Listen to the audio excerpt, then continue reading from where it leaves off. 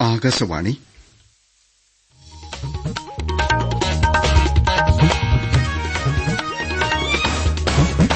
നമസ്കാരം. പ്രാദേശിക വാർത്തകൾ വായിക്കുന്നത് അനിൽ ചന്ദ്രൻ. പ്രധാന വാർത്തകൾ.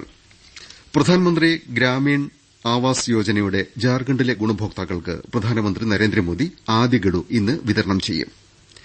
സിപിഐഎം ജനറൽ സെക്രട്ടറി സീതാറാം യെച്ചൂരിയുടെ ഭൌതിക ശരീരം രാവിലെ ഡൽഹിയിൽ പൊതുദർശനത്തിന് വയ്ക്കും. ഇന്ന് ഉത്രാടം.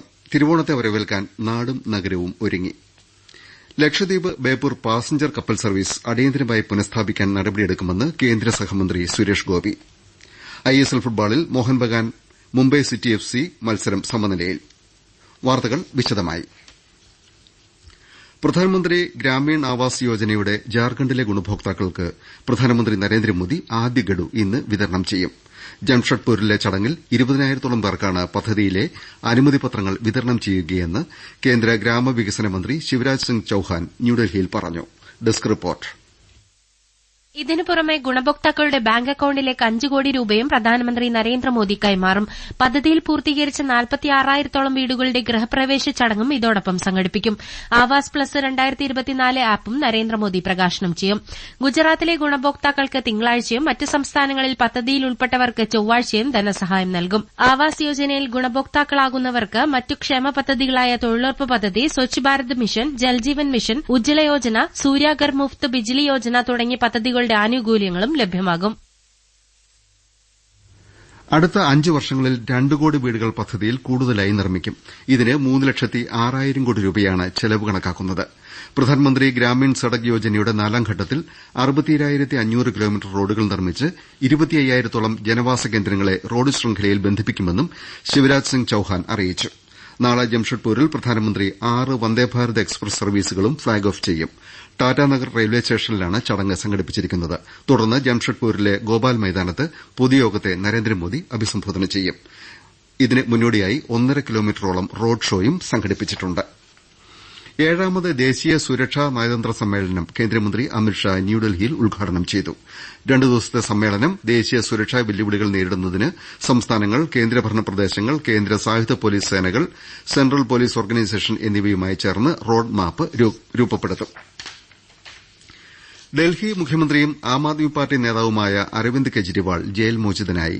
ഡൽഹി മദ്യനയ അഴിമതിയുമായി ബന്ധപ്പെട്ട സിബിഐ കേസിൽ സുപ്രീംകോടതിയാണ് അദ്ദേഹത്തിന് ജാമ്യം അനുവദിച്ചത്. സിപിഐഎം ജനറൽ സെക്രട്ടറി സീതാറാം യെച്ചൂരിയുടെ ഭൌതിക ശരീരം രാവിലെ 11 മുതൽ വൈകിട്ട് 3 വരെ ഡൽഹി എകെജി ഭവനിൽ പൊതുദർശനത്തിന് വയ്ക്കും. ഡൽഹി എയിംസിൽ നിന്ന് മൃതദേഹം ഇന്നലെ വസന്തകുഞ്ചിലെ വീട്ടിലേക്ക് കൊണ്ടുവന്നിരുന്നു. ഗവർണർ ആരിഫ് മുഹമ്മദ് ഖാൻ, മുഖ്യമന്ത്രി പിണറായി വിജയൻ, ആന്ധ്രാപ്രദേശ് മുഖ്യമന്ത്രി എൻ ചന്ദ്രബാബു നായിഡു, ബിജെപി അധ്യക്ഷൻ ജെപി നദ്ദ തുടങ്ങിയവർ ഇന്നലെ യെച്ചൂരിയുടെ വീട്ടിലെത്തി അന്തിമോപചാരം അർപ്പിച്ചു.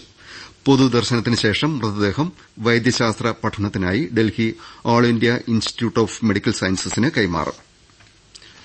ഇന്ത്യയുടെ ആധുനിക ലൈറ്റ് ടാങ്ക് സൊറാവറിന്റെ പ്രാഥമിക പരീക്ഷണ ഓട്ടം ഡിആർഡിഒ വിജയകരമായി പൂർത്തിയാക്കി. ഉയർന്ന പ്രദേശങ്ങളിലെ ഉപയോഗത്തിനുവേണ്ടി നിർമ്മിച്ച ടാങ്കിന്റെ മരുഭൂമി മേഖലയിലെ പരീക്ഷണത്തിൽ മികച്ച ഫലം ലഭ്യമായെന്ന് ഡിആർഡിഒ അറിയിച്ചു. വിജയകരമായി പരീക്ഷണം പൂർത്തിയാക്കിയ സൈന്യത്തെയും ഡിആർഡിഒ ശാസ്ത്രജ്ഞരെയും രാജ്യരക്ഷാമന്ത്രി രാജ്നാഥ് സിംഗ് അനുമോദിച്ചു.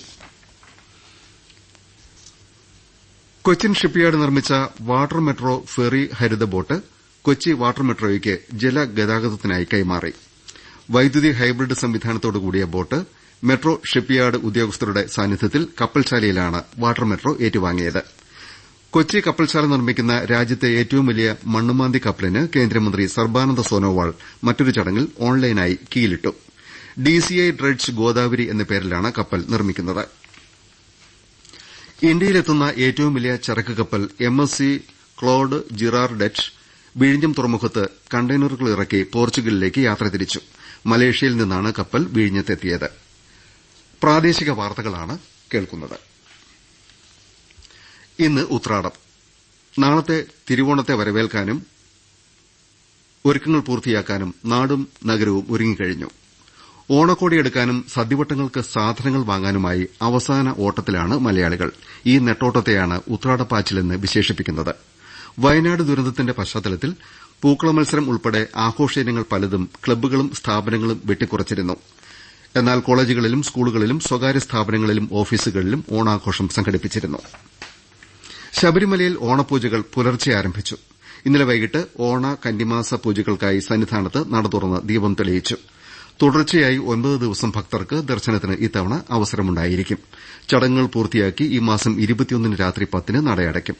ഇന്നും നാളെയും മറ്റന്നാളും സന്നിധാനത്തെത്തുന്ന എല്ലാ ഭക്തർക്കും ഓണസദ്യ നൽകും. തിരുവനന്തപുരം ശ്രീപത്മനാഭസ്വാമി ക്ഷേത്രത്തിലെ ആചാരങ്ങളുടെ ഭാഗമായി ഓണവില്ല് സമർപ്പണം നാളെ പുലർച്ചെ 5 നടത്തും. ഓണവില്ല് ബുക്ക് ചെയ്തവർക്ക് ആദ്യഘട്ട വിതരണം ഈ മാസം 19 ആരംഭിക്കും. തിരുവോണ ദിനത്തിൽ ക്ഷേത്രത്തിലെത്തുന്ന ഭക്തജനങ്ങൾക്ക് ഓണസദ്യ നൽകാൻ സൌകര്യം ഒരുക്കിയിട്ടുണ്ട്. കഴിഞ്ഞ 4 വർഷമായി നിർത്തിവച്ചിരിക്കുന്ന ലക്ഷദ്വീപ് ബേപ്പൂർ പാസഞ്ചർ കപ്പൽ സർവീസ് അടിയന്തരമായി പുനഃസ്ഥാപിക്കാൻ കേന്ദ്രം നടപടിയെടുക്കുമെന്ന് കേന്ദ്ര സഹമന്ത്രി സുരേഷ് ഗോപി കോഴിക്കോട്ട് അറിയിച്ചു. മലബാർ ചേംബർ ഓഫ് കൊമേഴ്സ് പ്രതിനിധികൾ നൽകിയ നിവേദനത്തിന് നൽകിയ മറുപടിയിലാണ് സുരേഷ് ഗോപി ഇക്കാര്യം അറിയിച്ചത്. കോഴിക്കോട് വിമാനത്താവളത്തിലെ വലിയ വിമാനങ്ങളുടെ സർവീസ്, എയിംസ്, ബേപ്പൂർ തുറമുഖ വികസനം തുടങ്ങിയ വിഷയങ്ങളിൽ ചേംബർ ഓഫ് കൊമേഴ്സ് സംഘം സുരേഷ് ഗോപിയുമായി ചർച്ച നടത്തി. മനുഷ്യ വന്യജീവി സംഘർഷം ലഘൂകരിക്കുകയാണ് ഗവൺമെന്റിന്റെ ലക്ഷ്യമെന്ന് മന്ത്രി എ കെ ശശീന്ദ്രൻ പറഞ്ഞു. ദേവികുളത്ത് ആർആർടിക്കായി നിർമ്മിച്ച സ്ഥിരം താമസ സൌകര്യം, മനുഷ്യ വന്യജീവി സംഘർഷ ലഘൂകരണത്തിനായി നടപ്പാക്കുന്ന നിർമ്മാണ പ്രവർത്തനങ്ങൾ, മൂന്നാർ വൈൽഡ് ലൈഫ് ഡിവിഷനിലെ ഇക്കോ ടൂറിസം പ്രവർത്തനങ്ങൾ എന്നിവ ഇരവികുളം ദേശീയോദ്യാനത്തിൽ ഉദ്ഘാടനം ചെയ്യുകയായിരുന്നു മന്ത്രി. ചടങ്ങിൽ ഏഷ്യയിലെ ആദ്യ കാർബൺ നെഗറ്റീവ് ദേശീയോദ്യാനമായി ഇരവികുളത്തെ മന്ത്രി പ്രഖ്യാപിച്ചു. മത്സ്യത്തൊഴിലാളികൾക്ക് സാമ്പത്തിക കൈത്താങ്ങ് പദ്ധതിയിൽ ആനുകൂല്യ വിതരണത്തിന് 7.5 കോടി രൂപ അനുവദിച്ചതായി മന്ത്രി സജി ചെറിയാൻ അറിയിച്ചു. മത്സ്യത്തൊഴിലാളി ക്ഷേമനിധി ബോർഡ് വഴിയായിരിക്കും സഹായധനത്തിന്റെ വിതരണം. സൂപ്പർ ലീഗ് കേരള ഫുട്ബോളിൽ Kannur warriors FC Kochi Forca FC മത്സരം സമനിലയിൽ പിരിഞ്ഞു. കോഴിക്കോട് കോർപ്പറേഷൻ സ്റ്റേഡിയത്തിലെ മത്സരത്തിൽ ഇരു ടീമുകളും ഓരോ ഗോൾ അടിച്ചു. കേരള ക്രിക്കറ്റ് ലീഗിൽ തിരുവനന്തപുരത്ത് ഇന്നലെ തൃശൂർ ടൈറ്റൻസും ഏരീസ് കൊല്ലം സെയിലേഴ്സും ജേതാക്കളായി. ആദ്യ മത്സരത്തിൽ കാലിക്കറ്റ് ഗ്ലോബ് സ്റ്റാഴ്സിനെ കൊല്ലം 3 വിക്കറ്റിനാണ് തോൽപ്പിച്ചത്. രണ്ടാം മത്സരത്തിൽ തൃശൂർ ടൈറ്റൻസ് ആലപ്പി റിപ്പിൾസിനെ 8 വിക്കറ്റിന് പരാജയപ്പെടുത്തി. ലീഗിൽ ഇന്ന് ഉച്ചയ്ക്ക് 2:30 കൊച്ചി ബ്ലൂ ടൈഗേഴ്സും ഫിനസ് തൃശൂർ ടൈറ്റൻസും ഏറ്റുമുട്ടും. രണ്ടാം മത്സരത്തിൽ വൈകിട്ട് 6:45 ഏരീസ് കൊല്ലം സെയിലേഴ്സ് അദാനി ട്രിവാൻഡ്രം റോയൽസിനെ നേരിടും. ഐഎസ്എൽ ഫുട്ബോളിൽ മോഹൻ ബഗാൻ മുംബൈ സിറ്റി എഫ്സി മത്സരം സമനിലയിൽ പിരിഞ്ഞു. കൊൽക്കത്തയിലെ ഉദ്ഘാടന മത്സരത്തിൽ ഇരു ടീമുകളും 2 ഗോളുകൾ നേടി. ഇന്ന് ഒഡീഷ എഫ്സി ചെന്നൈയിൻ എഫ്സിയെയും ബംഗളൂരു എഫ്സി ഈസ്റ്റ് ബംഗാളിനെയും നേരിടും. ചൈനയിലെ ഹുലൻബിയോറിൽ ഏഷ്യൻ ചാമ്പ്യൻസ് ട്രോഫി ഹോക്കി പുരുഷ ടൂർണമെന്റിലെ ഫൈനൽ പൂൾ മാച്ചിൽ ഇന്ത്യ ഇന്ന് പാകിസ്ഥാനെ നേരിടും. ഇന്ത്യൻ സമയം ഉച്ചയ്ക്ക് 1:15 മത്സരം. ദക്ഷിണ കൊറിയയ്ക്കെതിരായ ലീഗ് ഘട്ട മത്സരം ജയിച്ച് ഇന്ത്യ നേരത്തെ സെമിഫൈനലിൽ എത്തിയിരുന്നു. മലയാള ടെലിവിഷൻ രംഗത്തിന് നൽകിയ സമഗ്ര സംഭാവനയ്ക്ക് സംസ്ഥാന ഗവൺമെന്റ് ഏർപ്പെടുത്തിയ 2022 ടെലിവിഷൻ ലൈഫ് ടൈം അച്ചീവ്മെന്റ് അവാർഡിന് ബൈജു ചന്ദ്രനെ തെരഞ്ഞെടുത്തു. തിരുവനന്തപുരം ദൂരദർശന്റെ ആദ്യകാല പ്രോഗ്രാം പ്രൊഡ്യൂസറായി ഔദ്യോഗിക ജീവിതം ആരംഭിച്ച അദ്ദേഹം ആദ്യ ഡിഡി മലയാളം വാർത്താ ബുള്ളറ്റിന്റെ പ്രൊഡ്യൂസർ കൂടിയായിരുന്നു. 4 പതിറ്റാണ്ടുകാലം വിദ്യാഭ്യാസ, വിജ്ഞാനം, വിനോദം എന്നിവയുടെ വിനിമയത്തിന് ടെലിവിഷൻ മാധ്യമത്തെ സർഗ്ഗാത്മകമായി വിനിയോഗിച്ച വ്യക്തിയാണ് ബൈജു ചന്ദ്രനെന്ന് ജൂറി അഭിപ്രായപ്പെട്ടു. 2 ലക്ഷം രൂപയും പ്രശംസാപത്രവും ശില്പവും അടങ്ങുന്നതാണ് അവാർഡ്. ആലപ്പുഴ സുഭദ്ര കൊലക്കേസിൽ 3 പേരുടെ അറസ്റ്റ് രേഖപ്പെടുത്തിയതായി ആലപ്പുഴ ജില്ലാ പോലീസ് മേധാവി എം ബി മോഹനചന്ദ്രൻ അറിയിച്ചു. മാത്യൂസ്, ശർമിള, മാത്യൂസിന്റെ സുഹൃത്തും ബന്ധുവുമായ റൈനോൾഡ് എന്നിവരെയാണ് അറസ്റ്റ് ചെയ്തത്. കൊച്ചിയിലെ ചിലവന്നൂർ ബണ്ട് റോഡ് പാലത്തിലൂടെ ഈ മാസം 17 മുതൽ അത്യാവശ്യ സർവീസുകൾക്കൊഴികെ ഗതാഗതം നിരോധിച്ചതായി കെഎംആർഎൽ അറിയിച്ചു. പാലം പുനർനിർമ്മാണവും പൈൽ ഭാര പരിശോധനയും മുൻനിർത്തിയാണ് ഗതാഗത നിരോധനം. ഉള്ളിയുടെ കുറഞ്ഞ കയറ്റുമതി വില നിയന്ത്രണം കേന്ദ്ര ഗവൺമെന്റ് ഒഴിവാക്കിയതായി വിദേശ വ്യാപാര ഡയറക്ടറേറ്റ് ജനറൽ അറിയിച്ചു.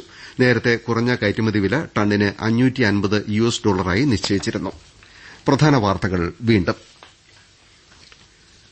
പ്രധാനമന്ത്രി ഗ്രാമീൺ ആവാസ് യോജനയുടെ ജാർഖണ്ഡിലെ ഗുണഭോക്താക്കൾക്ക് പ്രധാനമന്ത്രി നരേന്ദ്രമോദി ആദ്യ ഗഡു ഇന്ന് വിതരണം ചെയ്യും. സിപിഎം ജനറൽ സെക്രട്ടറി സീതാറാം യെച്ചൂരിയുടെ ഭൌതിക ശരീരം രാവിലെ ഡൽഹിയിൽ പൊതുദർശനത്തിന് വയ്ക്കും. ഇന്ന് ഉത്രാടം. തിരുവോണത്തെ വരവേൽക്കാൻ നാടും നഗരവും ഒരുങ്ങി. ലക്ഷദ്വീപ് ബേപ്പൂർ പാസഞ്ചർ കപ്പൽ സർവീസ് അടിയന്തരമായി പുനഃസ്ഥാപിക്കാൻ നടപടിയെടുക്കുമെന്ന് കേന്ദ്ര സഹമന്ത്രി സുരേഷ് ഗോപി. ഐഎസ്എൽ ഫുട്ബോളിൽ മോഹൻ ബഗാൻ മുംബൈ സിറ്റി എഫ്സി മത്സരം സമനിലയിൽ. പ്രാദേശിക വാർത്തകൾ കഴിഞ്ഞു. അടുത്ത വാർത്താ ബുള്ളറ്റിൻ 7:25.